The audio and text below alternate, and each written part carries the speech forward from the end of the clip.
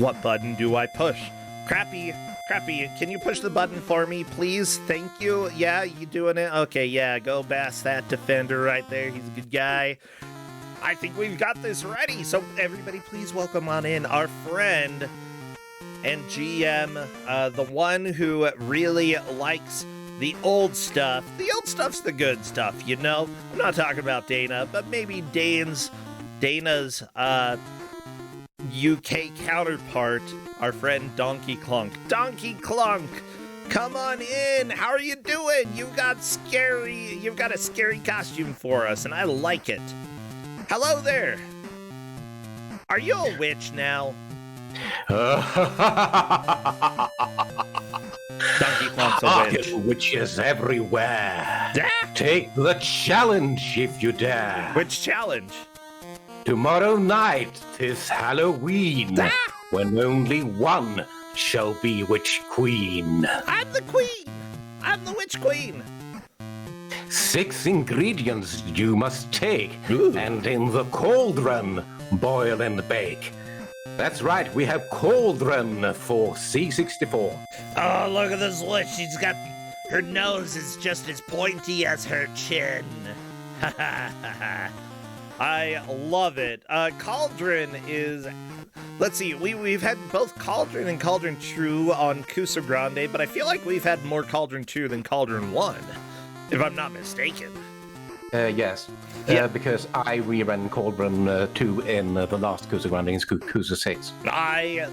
I love it. I love both of them. These are very old school, very Commodore 64 style games, and very reminiscent of games that came out on, like, especially in the UK. I'm talking about like Jet Set Willy,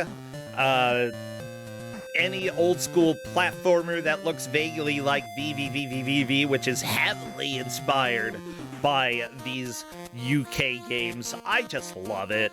Although I'd say that the ZX Spectrum probably had a few more of those than the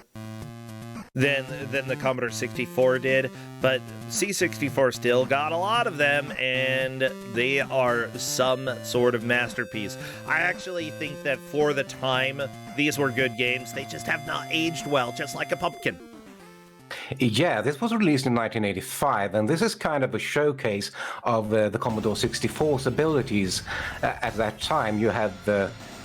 This is a game that showcases what the Commodore 64 could really do. Oh, yeah.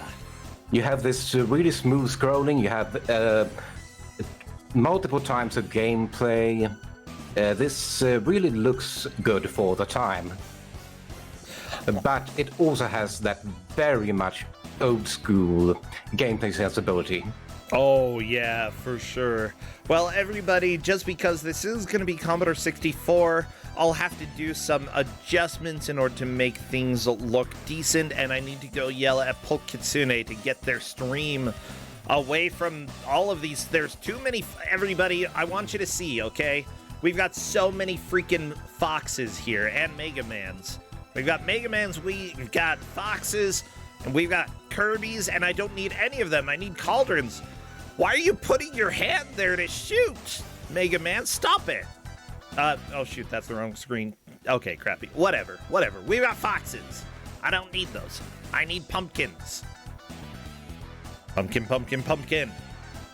Y'all pumpkins, please.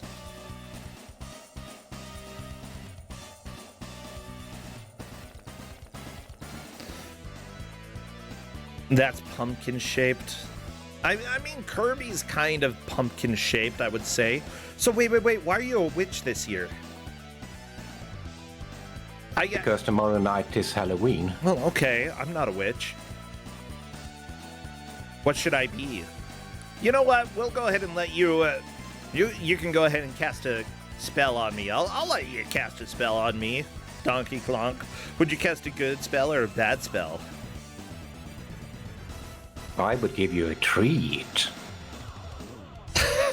I'm still not sure that answers the question. But I'll take it. Oh, wait. Someone's posting pumpkins in chat. Pumpkins are good. I like those. Have you Actually, I don't know.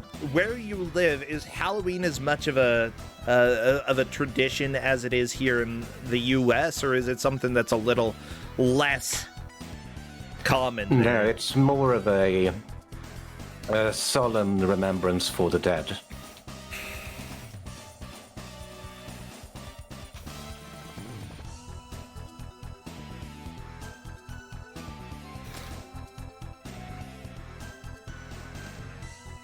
So Polk just asked me if that is good. Let me go ahead and check, everybody. Oh, no, never mind. Polk is making the transition over to the game because Polk was like, is that good? And I'm like, no, all I see is Foxes and Mega Man. That is not pumpkins. I know the difference between pumpkins and Mega Man. I know at least that much, okay? I might be stupid today because I'm very tired. But I know the difference between a pumpkin and a Mega Man.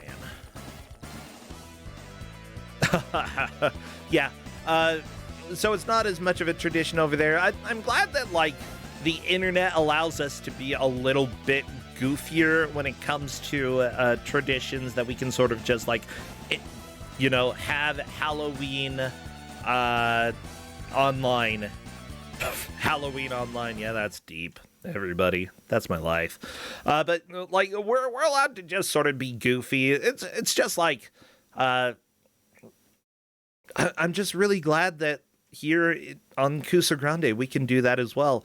I just wish that we had like more non-American holidays that are something that we could bring on the stream. We probably should. Maybe one time we could do Dia de los Muertos. Yeah, de los Muertos. They're whatever. They're dead. They're dead. Skelly Day. Y'all want to do Skelly Day sometime? That would be fun. I'd like it. Personally, I have a skeleton inside me every day. Same. We also have a skeleton. Oh my gosh. Apparently, Justin set up a skeleton laying down on a hammock outside, and it's pretty great. People are saying that Diwali was last week. You can still celebrate it. I'm not Catholic, or I'm not religious at all. I don't think Catholics do Diwali. I'm pretty sure that's not how it works. But I would still celebrate it. We like, if there were games that worked with that theme, I would celebrate. I'm all about that. Well, everybody, we've got 4 players today. Hello, Allison, Mr. Zimbu, Polk, Kitsune, and Meekin's Box, getting ready for Cauldron, this grumpy little witch, walking to the right, walking to the left.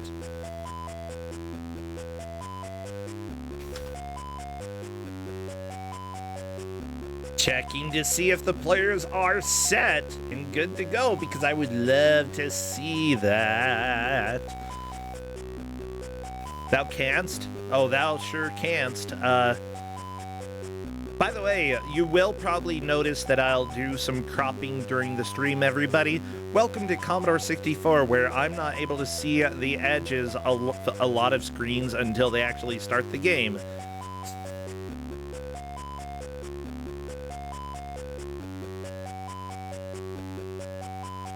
Okay, 3 out of 4 are claiming that they are ready. I just need to who do I need to poke? Hello, Allison. Allison.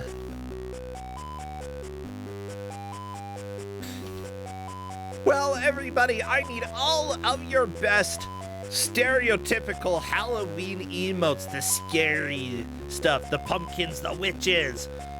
You know what, Flannel Cat? Basically, you have some of the best icons, because you are a witch, as far as I'm aware. Okay, we're doing the countdown. Spam your scary emotes. Countdown? No, countdown. Okay, I almost put cat. Whatever. I almost put the wrong word, which isn't an actual word at all. I almost put countdown. Okay, as soon as I see movement in the first stage, I will start our timer. Good luck to the players. I will work on making sure everything is captured here. Witchy makes a potion. That was really fast of her. Good job. So I have given players quite a bit more of a kinder setup than when Dana gave out this game, Okay. because I have given players hint about where the ingredients they need to collect are. I have given them hints about which dungeons are traps, and this is still going to be an absolutely brutal game. Oh, yeah. Also, the way I'm counting progress is I'm counting how many items they have collected in all playthroughs, so that they can go after different items in different games, which is kind of like a continue. Oh, yeah. That's nice. Because I know that it can be a little bit repetitive when you're playing this to go back to the same areas again, get the same items that you've already recovered. But then again, it depends. Are any of the items helpful in accessing other areas? That's the biggest question. There is one item which is required for the red dungeon, which is the one you should be doing last anyway. Gotcha. By the way, the sequel to this game, you do not play as the witch, you play as the pumpkin, and that is definitely like full Commodore 64 style gameplay. Like full, that's as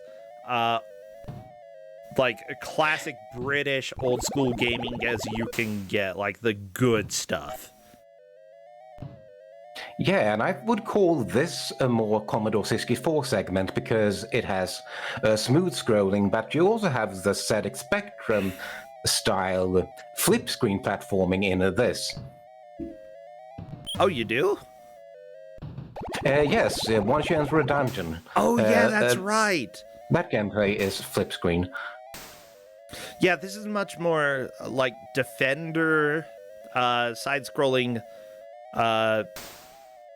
If y'all know Defender, you play as an airplane flying over a planet, making sure the aliens don't abduct too many of your people, saving them if they start getting abducted, you know, all the good stuff. But you know, you're not doing that as a witch. You're trying to get keys and get into the dungeon so that you can go get more items. Do the keys count as key items? The way I've done it is that if nobody gets any items, then the keys count as progress. But I've given players a signpost to go into the green dungeon, which has, because the green, not the green dungeon, the turquoise dungeon has 3 items. Got yourself. Reach the pumpkin's deadly room and win thyself the golden broom. Sorry, the purple dungeon has 3 items. Okay. I mean, that's fine. Yeah, people are saying that we have already had a lot of game overs. Welcome to old school gaming. Yeah, y'all thought NES difficulty was hard. Welcome to Commodore 64. If you've never played games on older platforms, they cranked the difficulty up to 11. Yeah. I'm so cool because I use references. Haha. But yeah, the difficulty in the old games was often very high to add longevity to the game. Although, honestly, I think this game already has a lot of content, even like for a Commodore 64. There's a lot of stuff to do. Yeah, you usually didn't see this kind of mix of gameplay style where you have the side-scrolling shoot 'em up and the platforming in the same game. Not only that, but like some of the areas are fairly big. Like this whole area outside is definitely large. A lot of places to go. Polk dead. There's a shark. Yeah, and the dungeons are also sizable. So there's an issue. People keep crashing. How? You can only land on flat ground, okay. And it's extremely precise what is considered flat. But Simbo has purple key and is poised to enter the purple dungeon. Ooh, Simba made a good landing. Meekins is in a dungeon. I'm unsure which dungeon this is, but Meekins has also learned that there's fall damage in this game. One wonderful thing that people might not have noticed, though, your health is also magic. What does that mean? Well, every time that you shoot a spell, your magic percentage goes down, but every time you get damaged, your magic percentage goes down as well. So it's going to become very much about health and magic management for the players during this match. And Simbo got the first item in the game, which is you have the toad very early on in the purple dungeon. Very nice. Meekins going through a dungeon. I don't believe Meekins has collected anything, but it's trying to figure out where to go from here. Yeah, the red dungeon is a trap, and I specifically warned the players about it in the README. Yeah, I'd say that if the players decide to go there first, good luck. And you can see that the platforming is pretty stiff in the game. Oh, Not yeah. only do you have a strict fall damage, you have a committed jump, and the jump is always a fixed height. So how do you deal with these weird alien claws that are shooting pumpkins and crap? Do they have limited health? Are you able to kill them with a certain number of shots? No, you can't. You can't really kill anything on the ground. You can only dodge their projectiles. That's pretty miserable. Polk was trying to you get can a shoot key their there. pumpkins as well. I mean, yeah, you can shoot pumpkins, but that also takes health. There's so Not much as death. much as crashing into them, though. So yeah, the notes that you gave to them, the match will be judged by who collects the highest number of unique potion ingredients across all playthroughs. If multiple people have the same number of ingredients, it's whoever has gotten them first. If multiple players have 0 ingredients, that tie is broken by who collected the most keys in one playthrough. Second, the witch can only hold 2 items. Drop items off at the witch's hut. Good. The dungeon behind the purple door contains the frog, the newt, and the man. Oh, Meekins missed the purple key, missed the cyan key, because the keys are placed close to the ground, and they can blend into the background. Yeah. So you have to really watch out if you're scrolling fast, because you can miss the key. Yeah, I'm wondering if anybody is colorblind. The brightness of the key may be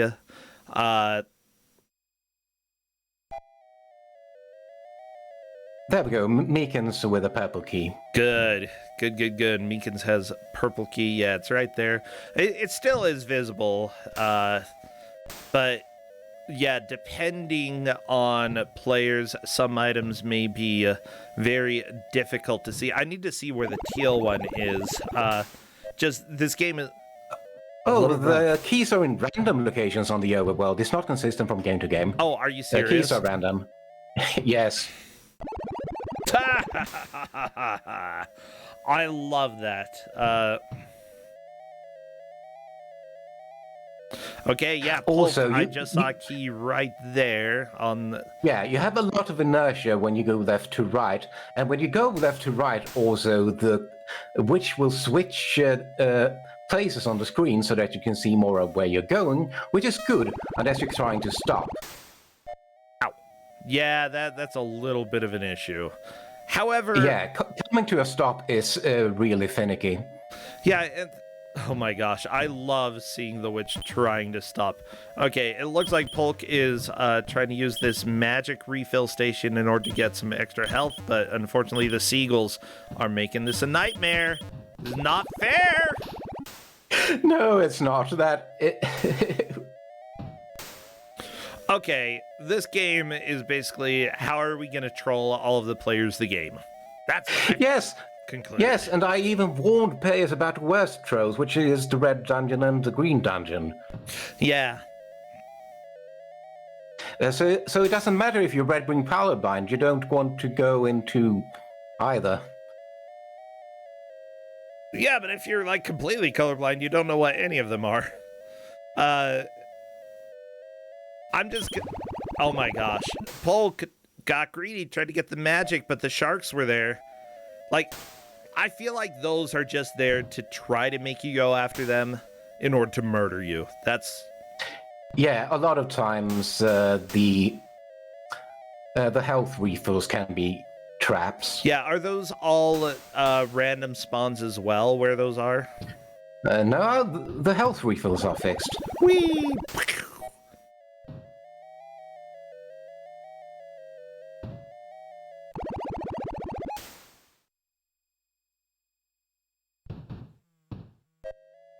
Hey, there's a frog. I see a frog. Meekins Alison, I'm about to get one item. got the frog. How do you see like the items that you've collected, though? Oh, you need to go back to the witch's hat. No, I don't think Alison actually collected anything. Okay. I know Meekins got the frog right there, so that's good. That's a. We will probably also have to come down to the point that, like, the players can let us know what items they have collected as well. Because with 4 screens, you know, despite how much I'm trying to pay attention, you know how well I'm going to do, like, keeping track of any of this? About as well as I do keeping track of anything. It's fairly easy to tell, though, whether the players are overground or underground, and all the ingredients are underground. Gotcha. Well, at least we know that Meekin's box is on, like, is currently on the scoreboard. Mr. Zimbu as well. Hello, Allison might be. Polk, I don't believe is quite yet. Oh, Radama Ford is helping out a lot. Radama Ford, huge shout out to Radama Ford in chat, who has been helping to keep track of a lot of the progress that's being made by the individual players here. That's extremely helpful.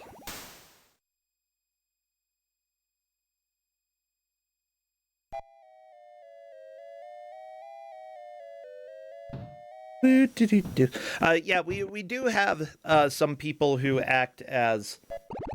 Sorry, I just looked over. Justin's playing Vampire Survivors, and he has scythes that are about maybe 1/8 of the screen in size, and those are really big scythes. They scare me. My frame rate's also like... Yeah, he also has no frame rate. He's got virtual highlight frame rate with how fast the game's going.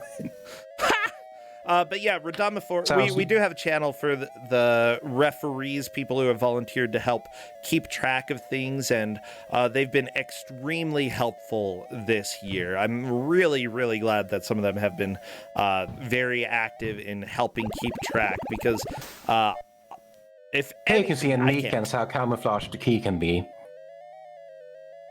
Yeah! Yeah!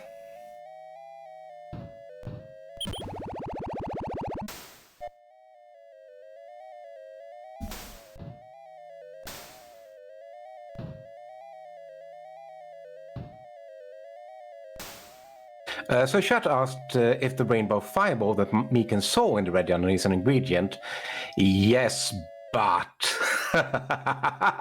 Uh-oh.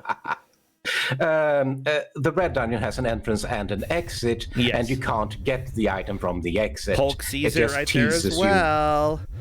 Yep, this is the exit that Polk walked into, and you can't get it. You just can't. You can't get it from this way, no. Yeah, this is just death. This is death trying to play from here.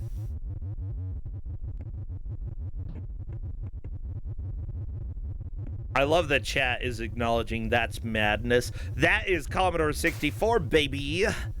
This is C64! Ah! I'm scared. I think. I don't know. Look at all the ghosts just trying to go after Meekins. Meekins in the green dungeon. Dancing rib cages, they're bats. You said that there's nothing useful at this point in the green dungeon, though, right? No, the green dungeon has 2 useful items, What? and you can make progress in the green dungeon. So this is a good place for Meekins to be. Oh, okay. Cool. One thing to note as well, it's very common in a lot of these older games, the way that platforms move left and right. Oftentimes they are moving at a speed that really likes to troll the way that your mind works, so that you try to make a jump, but just are unable to get quite on it. It reminds me a lot of RoboCop 3 for the Super Nintendo. Some of the jumps there, the platform moves exactly as fast as you do. So if you jump and the platform starts moving the other direction, there's just no hope to get on it. Timing is very important to learn correctly, but it's also really difficult to do correctly. Flannel Cat says this game looks phenomenal. Well, you're a witch! It's perfect. Look at the moon. Have you ever seen a Commodore 64 game with a moon that cool before? Not me. Yeah, this is parallax scrolling because you have the moon staying stationary while you also have other scrolling. This is technically impressive. Honestly, for the Commodore 64 in 1985, yeah. This is some of the smoothest scrolling you're going to see. One thing that also should be mentioned about the moving platforms in the dungeons is that you stick to them. You cannot move left or right. You can't walk on a moving platform. You can only jump from it. What Polk needs to do, and I think this is what all of the players will eventually need to do, is learn how to come to a stop horizontally. It's more important, that's the most important thing to learn while you are flying on a broom, okay? Harry Potter had to learn it, the Hocus Pocus witches, the witch on... Actually, I don't think the witch on Bedknobs and Broomsticks had to learn that because she flew on a bed, but you probably want your flying bed to stop too, you know? Everybody's got to learn it. Yeah, broom control is the first principle of witchery. Really? I thought it was the hat. Gotta have the hat. Look, the sprite doesn't even have a hat. It has the green flowing hair. Wait, yeah, why? Well, if her hat's black, it blends in with the background, I don't know. By the way, Justin, I think, just had something really fun happen on Vampire Survivors because he is upset. Are you scared? Did you do something good? Poke is about to get his first item, I think. Did you die? Should be. Okay. The clock? I don't know what happened to Justin, but he is, shocked right now.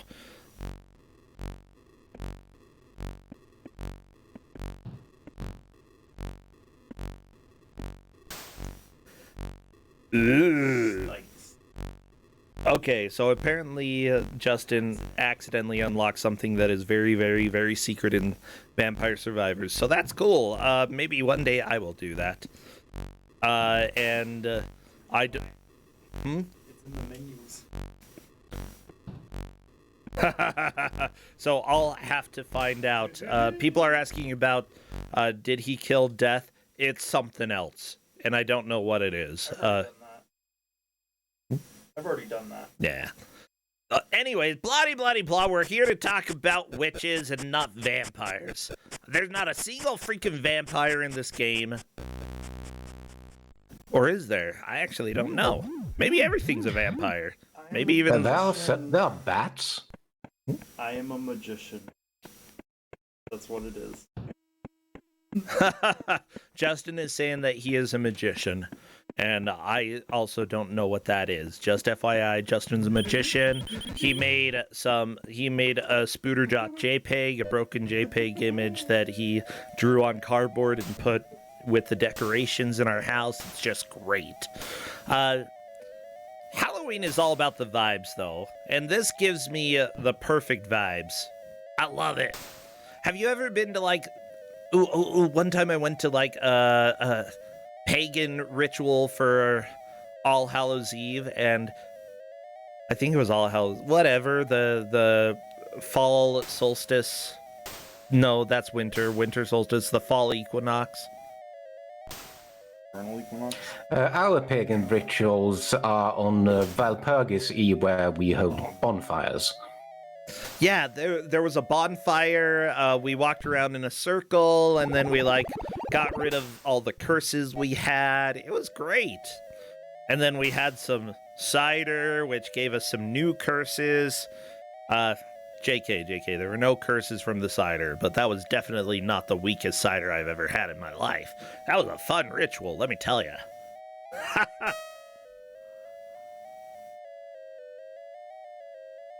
So at this point, all players have gotten the toad, which is the first and the easiest ingredient. I mean, all potions need a toad. If you're making a potion, you don't put a toad in there. What are you even doing? You're just making, really bland soup. Or really gross soup. Okay, so a toad. What do you have? What else goes into the potion? I see that we've got a toad, the newt, the mandragora. Joys of toad. I am newt, wing of bat, and hemlock root. Moldy peas of splintered bone, found from deep in the musty tomb. Molten lava, cooled a while, taken from the smoking isle. Then the spell shall be at hand to rid the pumpkin from the land. Get out of here, And pumpkin! Yeah, the pumpkin is the final boss. Yeah, actually putting some bone in the potion is probably good. Adds a lot of good flavor, especially if you cook it for a while. Yeah. Yeah, spare ribs. Just very spare.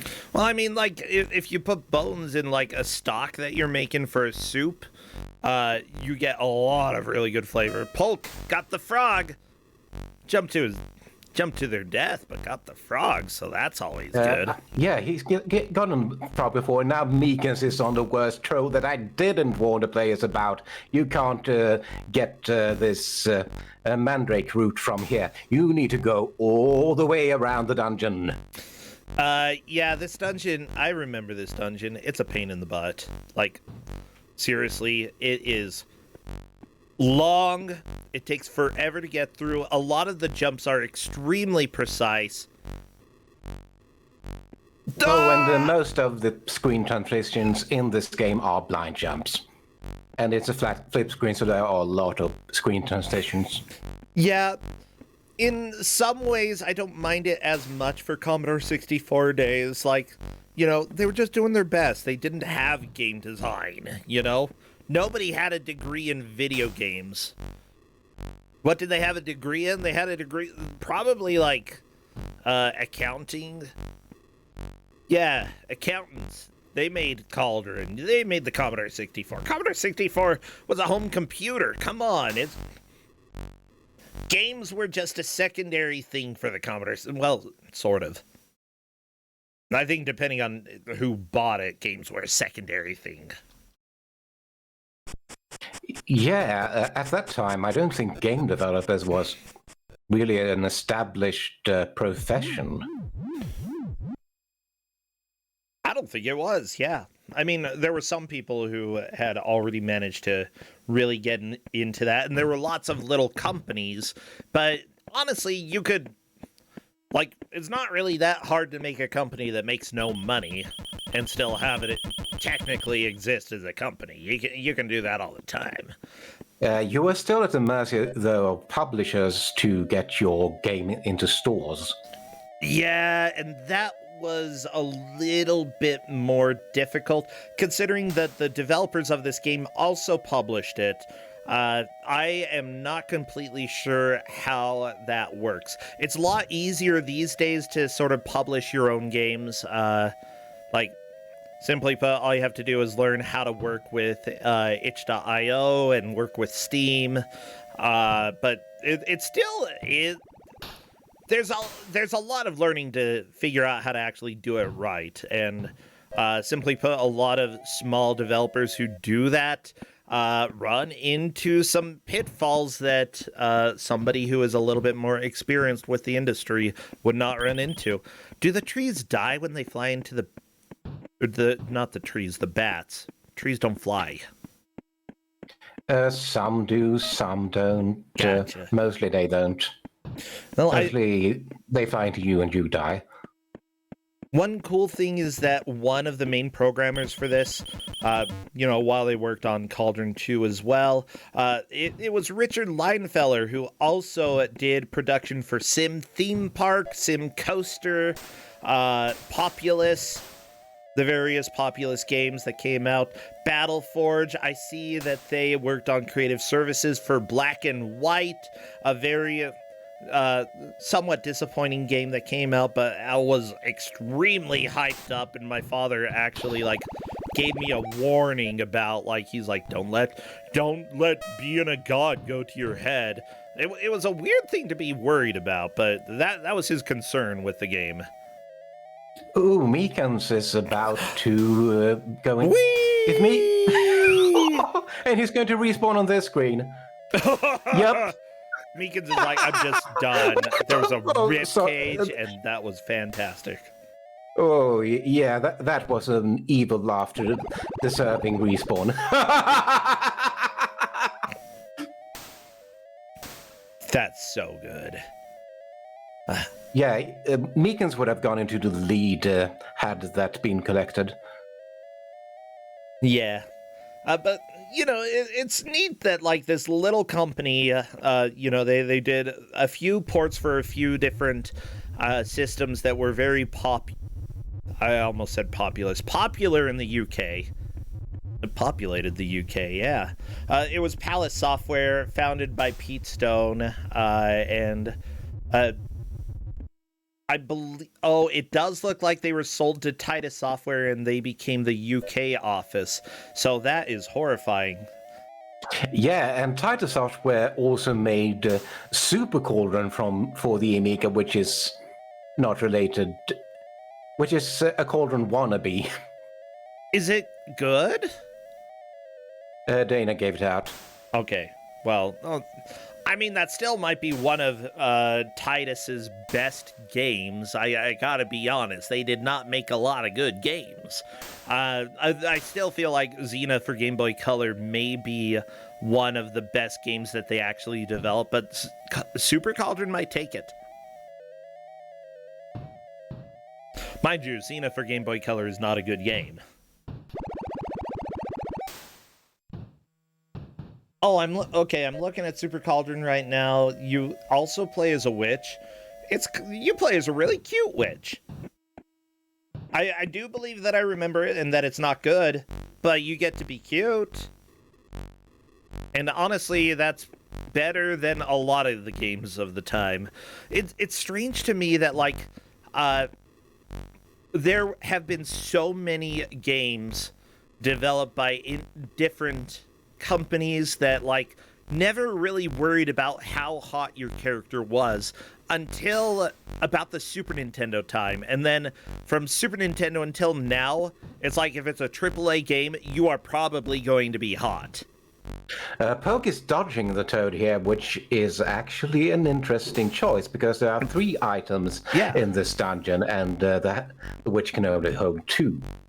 Yeah, Polk has already gotten the frog as well, so getting a second item in this dungeon would be a good choice. No! But syncing yourself up with the moving platform, again, one of the main difficulties of this type of game, considering that movement is extremely stiff. Oh, there we go! No, Polk! Okay, that was a troll. That was a screen translation. Other people are saying that Ms. Pac-Man... The strange thing is that Ms. Pac-Man was possibly the most hypersexualized character of old-school video gaming. And she's just a circle. But hey, guess what? That's just how it goes. You gotta make her... if you look at the arcade cabinet for Miss Pac-Man, yeah, they made her sexy. But like, I'm thinking like this because things were so pixelated and so small. It was better to have a recognizable character than have like an attractive character, you know? Yeah, this is a really good recognizable witch sprite for. And the small movement as you fly, it's so good.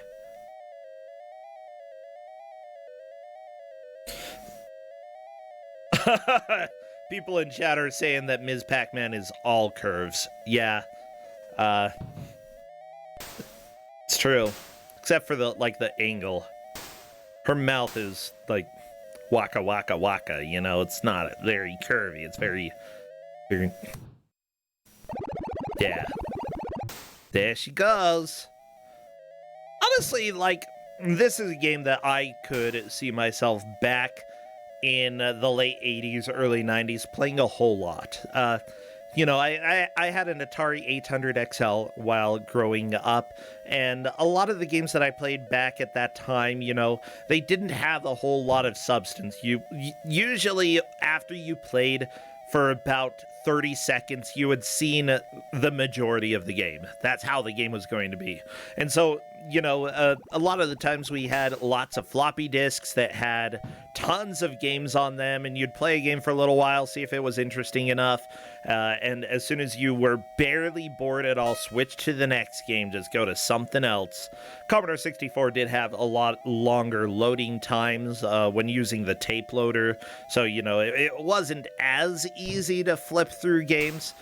So that's something that I really appreciate about this game, is that you do not get everything in the first 5 minutes, or in the first 30 seconds. There's a lot to this game.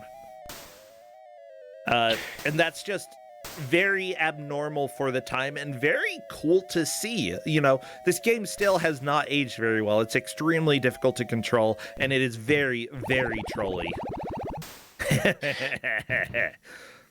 Yeah, even something like Jet Set Willy, that is an impressive game map. Yeah, I mean, I gave out, what was it, Minor 2049er, which is considered a classic of the time. However, even though it is a classic, it has not aged well. It's extremely difficult. The controls are not what you would want when it comes to a platformer. It's trolly, and like almost everything that was on, like, there are very few like, what do I say, like true classics that actually hold up. Mr. Silver just collected the vial, but the vial is not a potion ingredient. It's just a requirement to get the fireball in the red cavern. With that said, so you don't count it as an ingredient? No, the vial is not an ingredient. You do specifically say, the match will be judged by who collects the highest number of unique potion ingredients. With that said, it still is good to, like, get a new item. Like, I would still pick it up if it were there, you know? Feels good, but doesn't count as... I gave out all these hints, and so that the match wouldn't be decided by who got the frog 5 minutes in. And yeah. I think this is going to be decided by who gets the frog 5 minutes in. No, I think that we're going to have somebody collect a second ingredient. I do think it's going to happen. Hello Allison just got the frog. And look at all these lives moving. Well, okay, that's a death, but that's fine.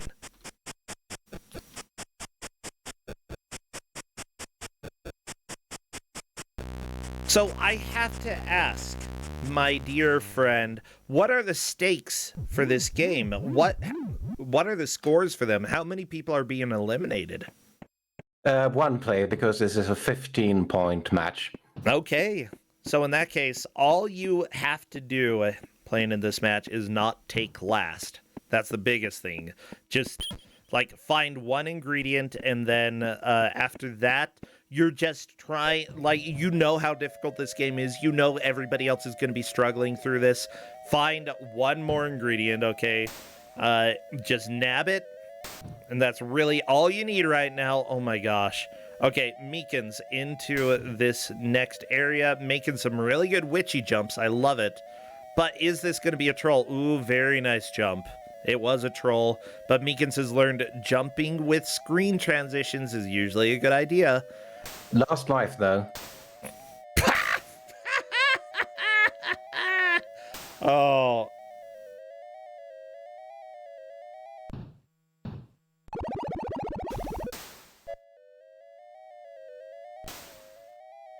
Yeah, Mr. Zimbu did say that they were excited about making progress, but then realized that the vial is not an ingredient.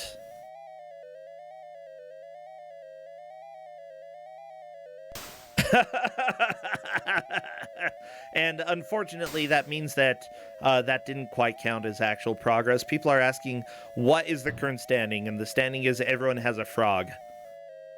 Yeah, I have Mr. Simbu at 5 minutes, Meekins at 11 minutes, Hello Allison at 14 minutes, and Poke getting a frog at 18 minutes. But that said, if anybody can collect one other ingredient, they don't have to collect the frog in the same run, but all you need is just one more ingredient, and you move that's why into the lead. To encourage people to explore both dungeons. Yeah, Mr. Zimbu moving on to the frog dungeon here. Ah! Oh, poor Mr. Zimbu. I'm so sad. But with that said, like, Polk is currently the one who's on the line and needs to find a second ingredient. If Polk cannot do that before the hour mark, then Polk will be eliminated from the tournament. Meekins into the green dungeon. There's a rib cage in here. Well, I mean, there are multiple rib cages, but there's one collectible rib cage. You know how it goes. Witchy stuff. You can't just have any old rib cage. You gotta have the shiny one. The prismatic rib cage. Yeah. Hey, it looks like Polk is into that room as well. Meekins sees a rib cage. Are you going to be able to get it? No, because the rib cage is also a troll. You need to go around the dungeon. Are you serious? Yep, you can't make this jump. So, what's the best way to go around in the dungeon? Fall down and then walk over near the bat? Down. Okay. You need to fall down. I love this. I love it so much. Meekins, okay, falling down. Yeah, and you can stand on the floor here, so this is the safe path to go.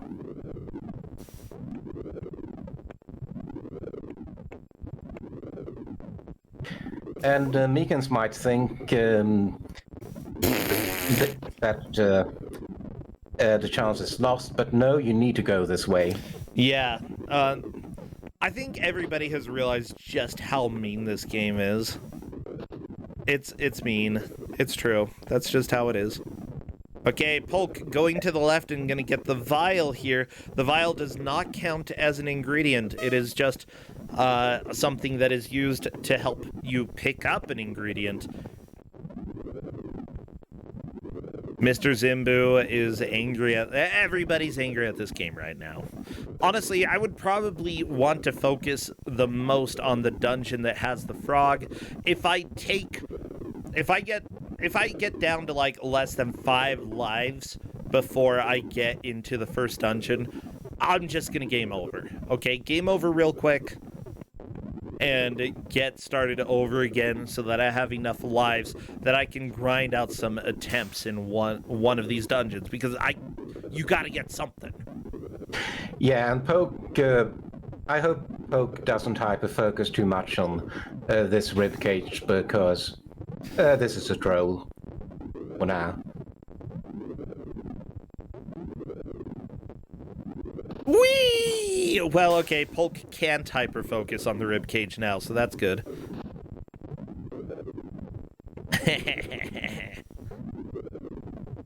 Like, sometimes falling all the way down is actually the best thing that can happen to you. It doesn't feel good, but it is good. Because of the I let players continue, Ghost! And a ribcage and another ghost. Do you just have to tank damage through these? Or oh, you can jump. Okay. Yeah. Whoa! It just jumps to nigh pixel perfect. Almost everything in this game is close to pixel perfect That if was you want to impressive. avoid taking damage. Oh, there goes Polk. Oh! Good amount And of the fall progress. damage. I think that was the most that I've seen somebody go through the green dungeon. That was very, very nice. Yeah, let me check the map for where... no, I can't really see where the next item is in the green dungeon. So one thing that Polk is pointing out, they're saying, I need to learn not to hold down the fire button, and we haven't actually talked about that yet. For most people, when you played NES games, you probably learned if you hold down the jump button, it helps you jump higher, right? And then when you land, you're all fine and dandy and you're on the ground, let go, push it again. Y'all know about half-8 presses, you know, we learned all about that. For Commodore 64, though, if you hold the button down, there are some games that will essentially treat it as auto jump. If it is held down, you will jump. If it is not held down, you will not jump. And so... yeah, I remember that gauntlet state because I made one with Jet Set Willy where I don't remember exactly who it was, but they defeated the room and then held down the jump and died to fall damage. It was perfect. I loved it. Yeah, like... It really depended on the game, but there were a lot of games that did not know, or that did not program a difference between, like, the changing between unpressed to pressed, or just recognizing that a button is pressed.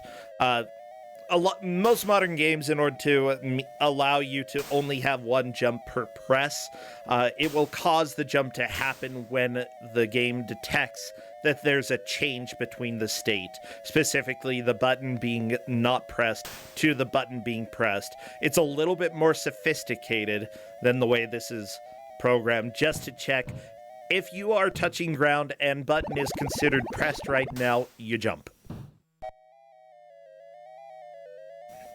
Yep. So there you go, everybody.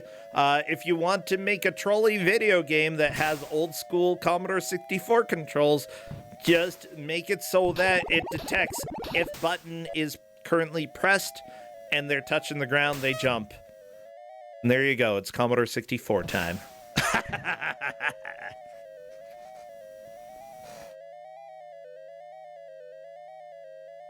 But yeah, I'm having fun with this. It is a 4-way tie. Everybody has collected the frog. Nobody has collected any other ingredient for the cauldron. Which is why this is called Cauldron, by the way. It's not just a random name. We're trying to put potion ingredients in the cauldron. I actually really like the name of the game. There's so many games of that time that just had such generic names like football, yeah, football. Or like pole position. That's actually a really good name as well, though. Like, it doesn't directly say car driving. And it gives you an idea of what it is, but yeah, Cauldron and Super Cauldron, solid names. I give them a thumbs up for that. Tank, yeah, that. Savage is a good name, okay? I love the name Savage. Combat, that is not a good name. That is, like, as generic as you can get. Tank, also not a good name. Like, yeah, I understand you're playing as a tank, but that's dumb. Okay. Poke having problems collecting keys, and that's not a lot of lives to go into a dungeon with. As you mentioned, if you don't have enough lives going into the first dungeon, it might just be better to intentionally game over. By the way, Kat just posted the picture for the red cave. I think I'm gonna go ahead and try to share that with everybody here. The caves in this game are really big. And when I say really big, let me go ahead and pull this up. Okay, so here is the map for the entire red cave to go through. And the worst part of that is that you can see the fireball if you enter at the wrong place.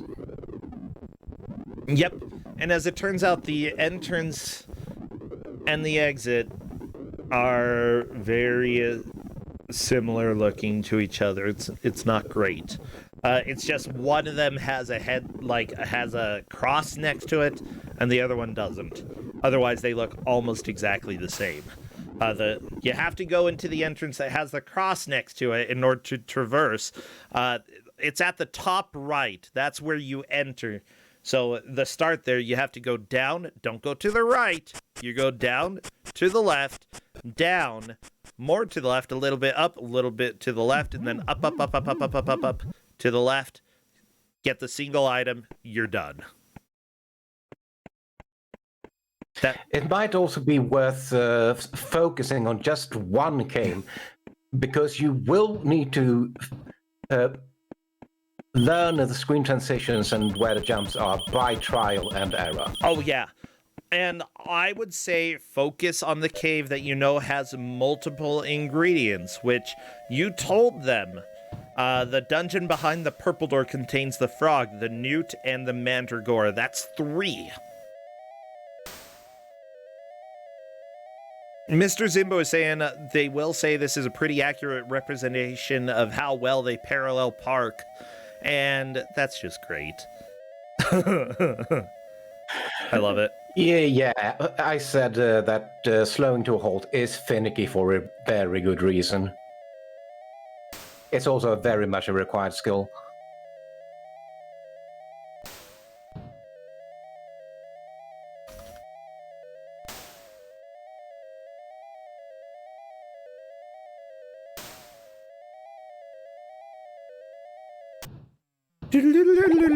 Whee!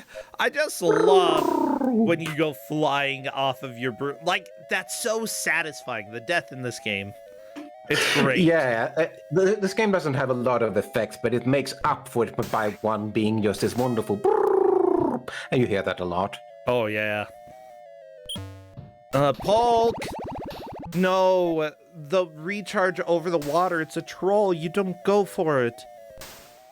Yeah, at least in my opinion, you don't go for that one. Okay, I just saw the red door. That is the that's the exit for the red cave. You do not want to go in there.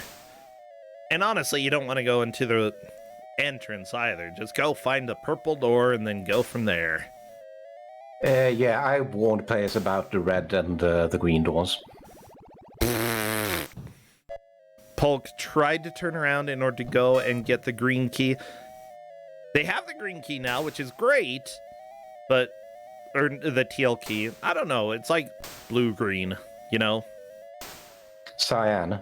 You're cyan.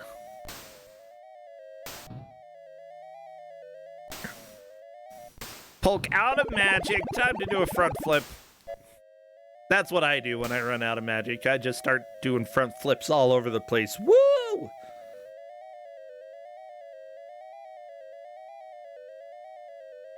Meekins got a bat. Meekins is in first place. Meekins got a bat and moved into first? Heck yeah! Ooh, hello, Allison. Getting a lot of death here. That's fine. It's how things go in the Cauldron. Not in the Cauldron. You know what I'm saying. And I think Hello Allison is learning that the red cave may be a troll. Not only that, but you can't even get this item without the vial. Which, getting the vial and getting all the way through the dungeon to get that single item is so cruel. Yes, and the red cave also has unusually cruel, even for this game, minecart section, rather a lava raft. No! It's a raft over a lava. You stand on a moving raft, and it's pretty much a minecart.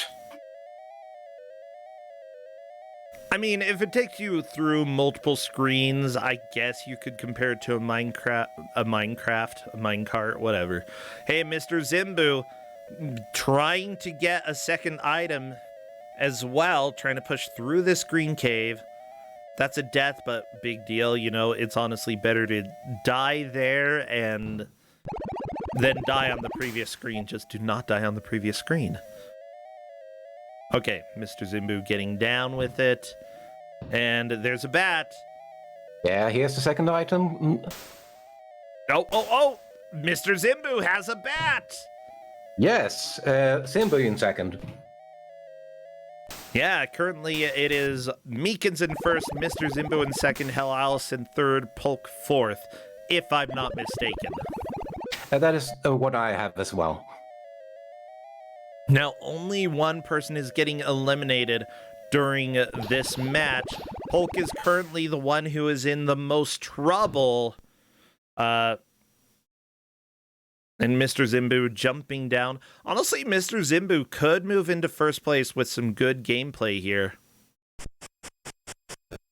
Yeah, because wait, this is the Bam! Dumped down to the bottom. Actually, yeah, this is the green one, so I don't know if there's, like, much more in here. Oh, there's a sparkle at the right. That's health, right? Yeah. Okay. No, they would need to... Mr. Simba would need to go all the way around to the rib cage to gain the third item, and it's the last life. Yeah, there goes Mr. Zimbu. That is a game over. But again, we do not care if they collect items on the same attempt, as long as they manage to collect items. Yeah. Yeah.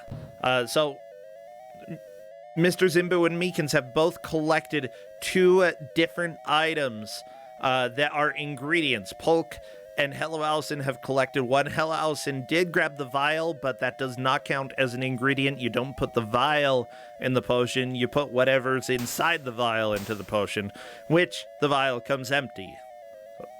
So it doesn't count.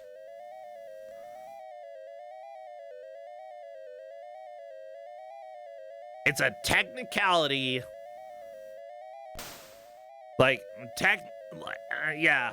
Well, Hello Allison going into the purple dungeon right now, and this is probably the best bet. You don't need to get the frog, but there are 3 items total in this single dungeon. And there we go. Hello Allison has the frog. Not needed since they already got it, but that is completely fine. Okay. Just gonna tank a little bit of damage. Oof. One thing to note as well when it comes to this game, jumps are committed, right? You cannot do any air adjustment. Yeah, that is how it works. Okay. Also, jumps are always the same height. So because of that, like, having played modern games at all is bad for you, because it makes you think, you know, modern games, you want to hold jump in order to make a longer jump, right? But if you do that, you actually usually end up dying in this game, because as soon as you land, you automatically start jumping again. Okay, Hello Allison made the jump and auto-jumped. While that was the correct idea, you'd have to shuffle a little bit to the right in order to get a second jump there. There's enough time for 1 or 2 more attempts, though. This is going to be doable. Yeah, Poke can still get a bat and avoid elimination. Technically, anybody could move into first place at this point. This might be the worst possible place for the cyan key. Yeah! I mean, yeah!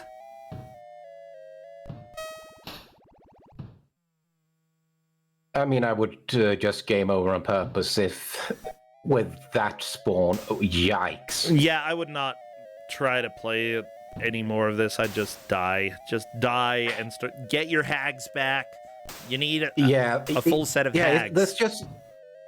It's just a war of attrition with how hard it is to avoid taking damage in this game. You have 9 lives. You have a health bar. And that still doesn't help you, really. It doesn't. It just trust me, everybody. If you're watching this, it doesn't help. There is no help.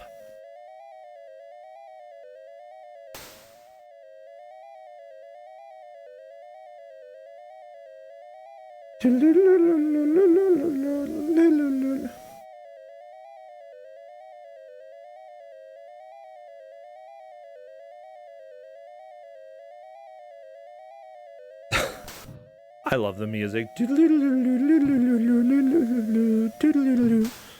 Yeah. Oh, by the way, your health drains just from being on the broom. It's like 1% every 4 seconds, but you still lose health just from being on the broom. Because that's what kind of game this is. You know, just to get those enticing health power-ups. Honestly, flying on a broom, it takes a lot of energy. You can't expect, like, if you got a magic system, do you think that flying on a broom is free? No, come on. Have you seen gas prices these days? Yeah, that's how it worked in Monster Road Trip as well.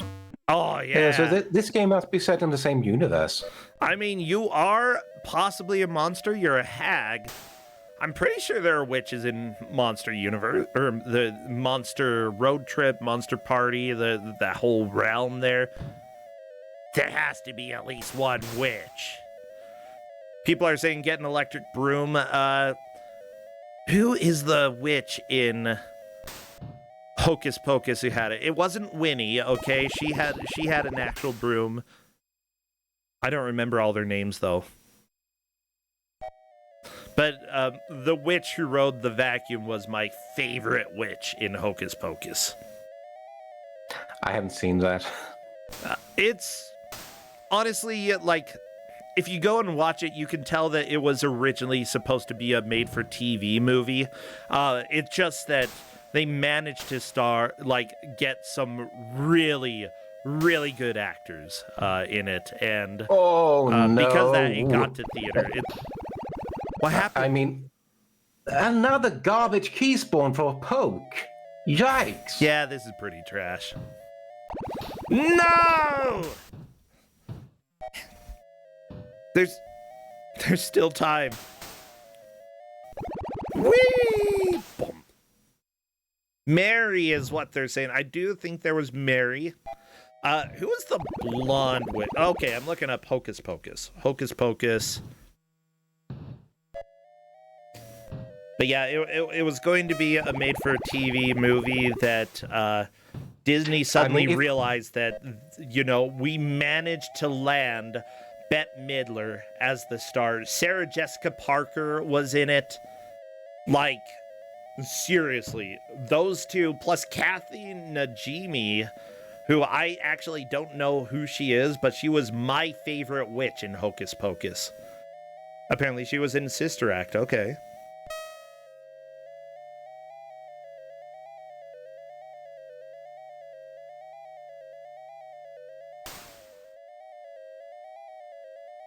Well, with that said, I don't know if there's going to be any time for any lead changes here.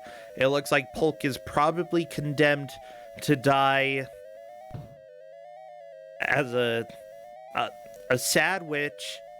A witch, but a sad witch, you know? It's good to be a witch, but, you know, it's not as good if you're sad. And that's fine, you know? If I had seen the teal key lying there, I would have just gone for the purple dungeon. Mm-hmm. Also, I like people asking if you've seen... Remember in Sister Act there was that blonde supporting nun? I've never seen Sister Act, so no, I don't remember that. Yeah, guess what? I am very well cultured. I grew up Mormon. We didn't watch Catholic movies. That's also a lie. Like, half a lie, you know? Yeah, I need to see Sister Act, maybe one of these days. Oh, this scary witch music. Yeah, maybe I should celebrate Diwali, watch some Catholic movies. I just need to get really, really more cultured because I am missing out on a lot of it, apparently.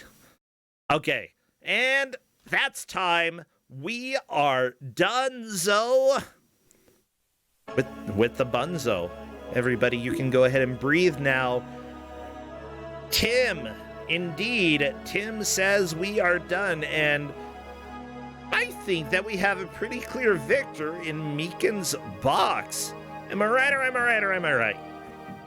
Yeah, Meekins was definitely the first to collect 2 items. Yeah, play that organ, whoever's playing this music. Well, let me go ahead and welcome Meekins into chat if Meekins would like to talk. Mr. Zimbu comes in second, Hello House in third, and Polk, unfortunately, is eliminated. It's a sad I will need to go day. to tapes for Allison and Pope because Yeah. I'm not exactly sure when Allison got the toad. Because I know that at around 11 minutes, Allison entered the cave but didn't get the toad.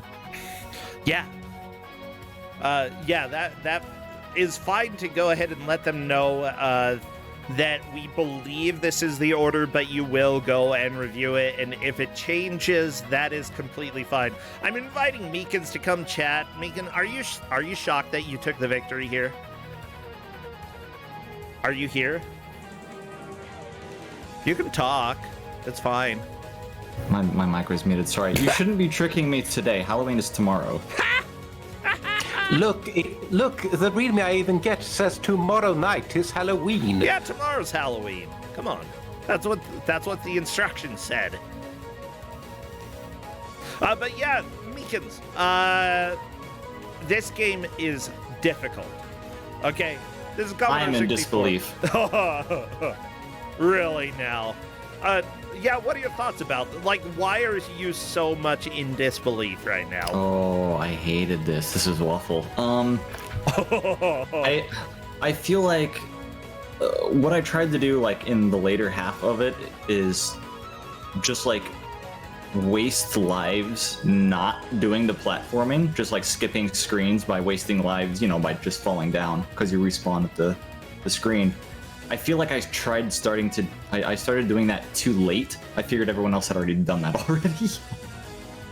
There aren't a lot of screens where death warps are used, but in particular with the bat, there is a useful death warp there. Yeah, like, you definitely did a lot of work, like just making sure you could get deep enough into the green cave in order to get the bat. You were right to not keep attempting the rib cage. You actually have to go around the entire dungeon and make your way back in order to get it. So yeah, you made the right call there.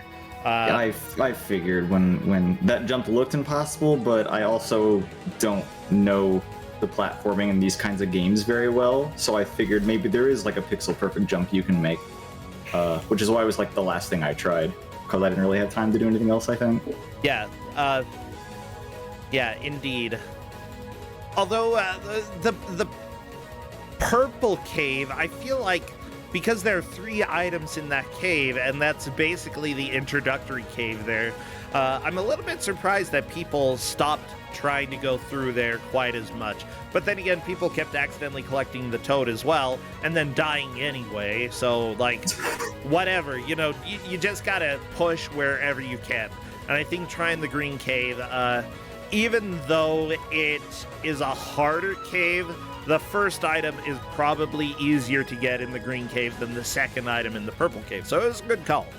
Yeah. Oh, there was an item in the green cave? I didn't even go to green. Green? Am I talking about cyan? Oh, maybe you are. I don't know. Purple, I think purple cave had the frog right at the start, right? I think. Purple had the frog, yes. Okay. And then after the frog, there was a newt and a mandragora. Turquoise door had the bat and the rib cage. Yeah. The red door had fireball, but you had to get the vial first. Was the vial in the red cave as well? No, it was in Okay. the It's in the green cave. the teal green cave, whatever. Oh. The teal green cave, yeah. I see. I saw I saw what I thought was the Mandragora route, Yeah. and You I also have to figured- go around the dungeon for that. Oh, this Yeah. game is such a troll. And I even warned the players in the instructions about the red and the green, because those are even worse trolls. Yeah, do not enter the green door until you have all ingredients. Yeah, that was pretty spelled out right there. The red contains the fireball. You can't collect it without the vial. So there were some implicit warnings there. With that said, like, still, you managed to get 2 items first, and that was enough to land you the victory here.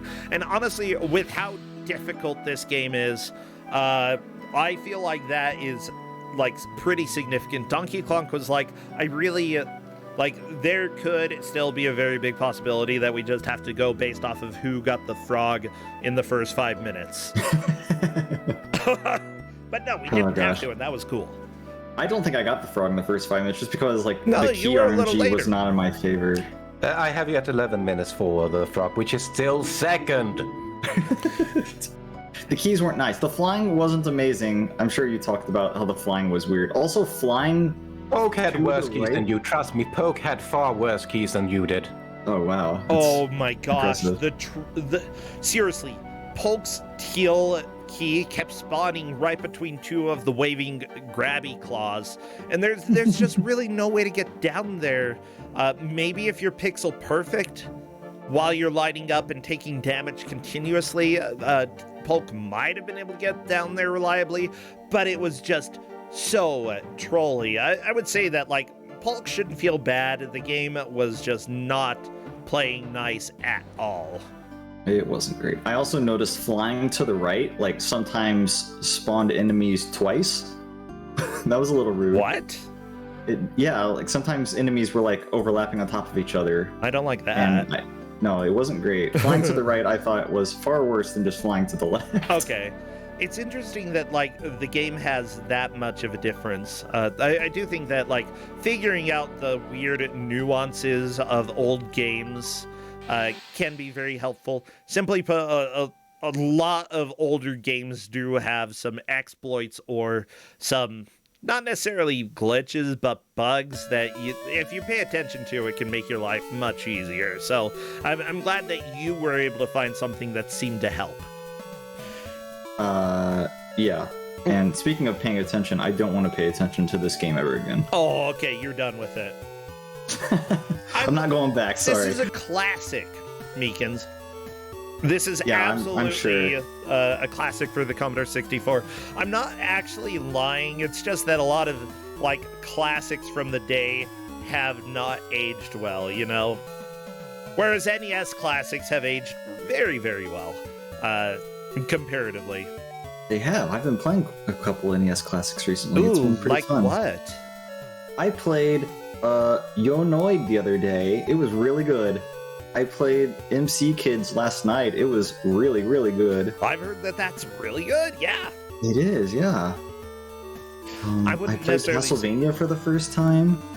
I've only beaten the DOS version of Castlevania, which it's fine. It's the same layout for everything. It's just not, like, as good. But Dracula, I think, is actually a much easier fight. Yeah, he took me about, I think, maybe 30 minutes almost. Yeah, Or that's about close to right. an hour on the NES version. The NES version was far nicer than I was led to believe because the checkpoints were actually pretty generous. Yeah, they are. I think the continue system, well, DOS doesn't have a continue system. That's the biggest Yeah. downside for DOS. But yeah, NES is actually a little bit kinder, but it does make certain things a little bit more difficult as well in exchange. But with that said, like, are you streaming anything else, Meekin, these days that people should be aware of? Well, this, I play some randomizers sometimes, but I've actually have been on like an old NES game kick, or just like old game in general kick, and it's been pretty fun just finding games that are gonna take like 2 hours or so and just doing that, because I mean you can knock out a game in 2 hours your first time playing it pretty well. Oh A yeah. lot of those old games like are pretty good about keeping things about that short of time, I think. Yeah, I think so. And honestly, like, it's good to know that a game that you're getting into isn't going to consume, like, a month. Which there are a lot of games coming out these days that I'm like, is this going to be a 3-hour game or is this going to be a 3-month game? And, you know, it sometimes is a happy surprise to have a game that's a little bit longer. Vampire Survivors, everybody, freaking awesome. The other games, you know, sometimes you just want something short and sweet, and NES is usually there to give you that. Well, good. Have you had Karnov on Kusog7ande before? We have had 3 different versions of Karnov, yes. Okay, because I played that the other day too. I was like, I bet this has been on Yeah, Kusog7ande at some point. yeah. If you haven't tried out Arcade Karnov, I love it. Das Karnov is the jankiest of them all. And NES Karnov is, like, it's silly, but it's actually still kind of playable. I like it. It's fun. It was kind of playable, yeah. Yeah. All Karnovs are perfect. That's what I gotta say. They're all perfect That's in their true. own ways. I'm sure they are. All right, I gotta say bye to you. Bye, Meekin. Thank you so much. And Donkey Clonk, thank you for giving out the game. This was a lot of fun for me and not as fun for the players. Bye. All right, take care, friends. Have a good day, bye. Yeah. Well, everybody, Kusog7ande, we've got 2 more matches today. Thank you all for showing up and supporting. I appreciate everybody who has subscribed and who is helping keep the channel alive. For now, though, I need to run an ad. We've got 2 more games. I got to go run and... yeah, I gotta run for a second. So be back in about 1 to 2 minutes. Enjoy whatever weird ad is going to pop up if you get ads. And if you don't because you're subscribed, then you can just dance to passport.mid.